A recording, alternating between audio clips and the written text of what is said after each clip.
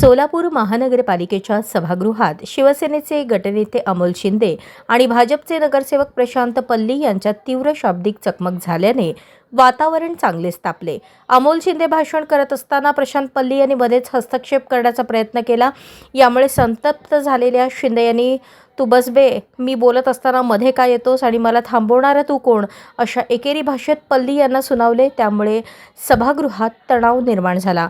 वाद अधिकच चिघळताच अमोल शिंदे आक्रमक होत पल्ली यांच्या दिशेने धावून जाण्याचा प्रयत्न करतात सभागृहात एकच खळबळ उडाली। उपस्थित सदस्यांनी मध्यस्थी करत परिस्थिती नियंत्रणात आणली। मात्र या घटनेमुळे सभागृहातील शिस्त आणि वातावरणावर प्रश्नचिन्ह निर्माण झाले। त्या बदल्यामध्ये आपण महापौर साहेब 32 कोटीच्या ऐवजी 57 करोड रुपये